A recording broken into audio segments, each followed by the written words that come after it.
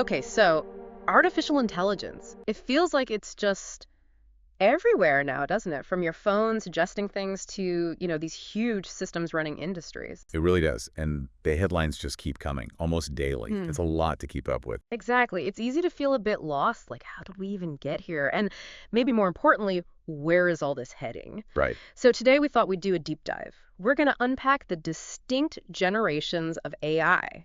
Using the sources you sent us, starting way back at its beginnings, and looking towards, well, what might be coming next. Yeah. And our goal here is really to pull out the key things for you. Not just what happened in each era, but why it was a breakthrough, what the hurdles were. Mm-hmm. Because when you trace it, you see this amazing continuous thread. Human ideas building on each other, machines getting more capable. It's fascinating. Okay, let's do it. To really get AI's journey, we have to go back, way back. Think the 1950s. This is what we call the first generation, rule-based systems. The very beginning. Yeah, AI that ran on very specific handcrafted rules, like literally experts coded everything in, think early chess programs, maybe some basic medical diagnosis tools. And they were groundbreaking for their time. But their big weakness became clear pretty quickly. They were powerful, sure, but only if you stayed exactly within their pre-programmed world. Very narrow domains. Right, exactly. That medical AI you mentioned, perfect for one specific thing maybe, but throw it a curveball, a symptom it wasn't explicitly told about, it just stops. No adaptability. So not really scalable for the messy real world. Not at all. It showed intelligence needed more than just rules. It needed to, well, learn. Which brings us perfectly to the next big shift. This started, what, in the 80s, but really took off in the 2000s. The second generation machine learning. Yes. This is where algorithms started figuring things out from data itself, not just following explicit instructions for every single possibility. So techniques like decision trees and those early neural networks we hear so much about now. That's right. And you started seeing this pop up in everyday things, maybe without even realizing it. Early spam filters are a great example. You're right. Or, basic image recognition, telling a cat from a dog. Okay, so progress, but still limitations. Oh, definitely. While it was a leap, these systems still needed a lot of help from humans. We had to do what's called feature engineering, basically telling the AI what patterns in the data it should pay attention to. So still quite manual in a way. Very much so. Painstaking work. Plus, you were always bumping up against the limits of computing power and, frankly, just having enough data back then. Okay, so that sets the stage for the third generation, the 2010s. Deep learning. This is where things get really interesting, right? That's where it explodes, yeah. Yeah. You get these huge neural networks fueled by GPUs, graphics cards, actually. Still gaming. Exactly. Turns out they were perfect for the kind of math deep learning needs. And you combine that with just massive amounts of data becoming available. And the key difference was the AI started figuring out the important features itself. No more hand-holding with feature engineering. Precisely.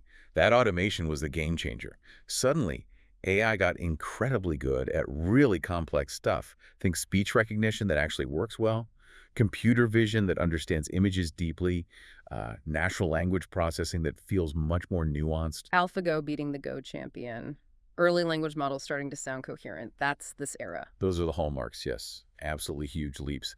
The flip side, though, and it's still a concern today, is that these deep learning models need tons of resources.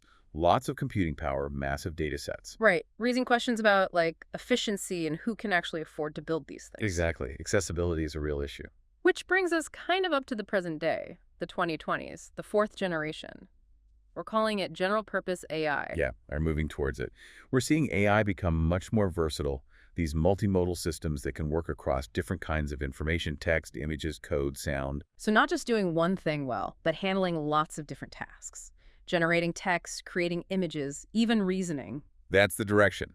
Models like XAI's Grok, for instance, they're designed to integrate language understanding, visual processing, problem solving, trying to get closer to human-like adaptability. But with great power. Comes great responsibility, as they say. And yeah, the challenges are significant. Serious ethical questions, the huge energy footprint of these models, and making sure we're tackling bias in the data they learn from. That's critical. Okay, so looking just beyond now, the fifth generation. Artificial general intelligence. AGI. Still mostly speculative, maybe in the next few decades. Still speculative, yes. This is the idea of AI reaching human-level intelligence across the board, able to learn, adapt, and perform any intellectual task a human can. The potential there sounds enormous. Science, Uh, medicine, education. Transformative, potentially. But, and this is a huge but, it also brings up really profound ethical and safety issues. How do you ensure an AGI aligns with human values? What about societal disruption? It's why you see companies like XAI emphasizing safe development is a priority. It's a heavy responsibility. And then what's even beyond AGI? Superintelligence. AI hooking up with quantum computing. Now we're really in speculative territory. Superintelligence AI that vastly surpasses human intellect in basically every way. Maybe combined with quantum computing, maybe other breakthroughs we can't even imagine yet. Ah. And that forces us to ask some pretty fundamental, almost existential questions, doesn't it? About control, autonomy, humanity's role. The sources we looked at really hammer home the need for strong ethical guidelines and safety measures now, before we get there. So, wrapping this up, what does this whole journey, these generations, mean for you listening? I think understanding this evolution really helps make sense of where AI is right now and maybe gives a clearer picture of where it might be going. Absolutely. And it leads to a final thought, maybe.